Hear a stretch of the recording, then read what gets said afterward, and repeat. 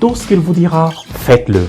Dit Marie au serviteur, après avoir parlé à son fils Jésus, en lui montrant qu'il manquait du vin pour la joie des convives. C'était lors d'une fête de noces à Cana en Galilée, comme nous l'entendrons et le lirons dans l'évangile de ce deuxième dimanche du temps ordinaire. Aux noces de Cana, nous voyons Marie attentive aux besoins et à la joie des convives. Le vin venait à manquer pour la fête, quand elle se tourne vers son fils Jésus, qui était aussi présent, pour lui dire en toute simplicité, et je me l'imagine avec sourire, respect et discrétion, « Fils, ils n'ont plus de vin », comme pour solliciter son intervention miraculeuse pour le bonheur des convives.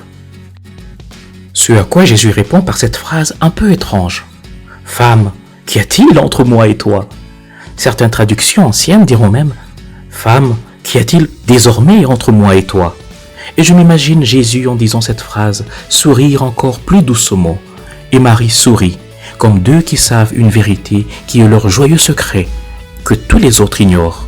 Et Marie ordonne au serviteur, faites ce que lui vous dira. Marie a certainement lu dans les yeux souriants de son fils son assentiment, voilé d'un grand enseignement pour tous les appelés. Et Jésus ordonne au serviteur, emplissez d'eau les jarres. Et une fois que tout était fait, comme Jésus l'avait ordonné, alors le miracle s'opéra. L'eau fut changée en vin et portée au maître du repas, à la plus grande joie des convives.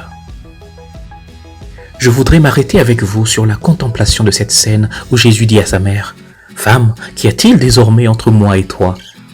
Jésus fut le Fils soumis à la mère, jusqu'au moment où la volonté du Père lui indiqua que l'heure était venue d'être le Maître. À partir du moment où sa mission commença, il n'était plus le Fils soumis à sa mère, mais le serviteur de Dieu. Les liens qui l'unissaient à celle qu'il avait engendrée étaient transformés en des liens du plus haut caractère. L'amour, certes, n'a pas disparu et ne s'est pas non plus attiédi, au contraire. Seulement Jésus, qui au début était uniquement à Marie, elle commandait et lui obéissait, il lui était soumis, maintenant et désormais, il appartient à sa mission. En disant « Femme, qu'y a-t-il désormais entre moi et toi ?»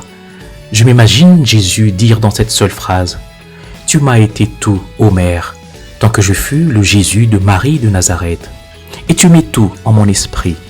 Mais depuis que je suis le Messie attendu, j'appartiens à mon Père.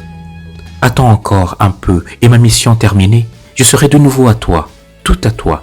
Tu me recevras encore dans tes bras, comme quand j'étais petit, et personne ne te le disputera plus. Ce Fils qui est le tien et que l'on regardera comme la honte de l'humanité, dont on te jettera la dépouille pour te couvrir toi aussi de l'opprobre d'être la mère d'un criminel. Et puis, tu m'auras de nouveau, triomphant. Et puis, tu m'auras pour toujours, triomphante toi aussi au ciel. Mais maintenant, j'appartiens à tous ces hommes et j'appartiens au Père qui m'a envoyé vers eux. C'est ainsi que je comprends cette réponse de Jésus à sa mère. Une réponse qui, loin d'être un refus, fut l'occasion pour le Christ de rendre manifeste, par son premier signe, sa toute-puissance et celle de sa Sainte Mère qui intercède pour le bonheur de l'humanité.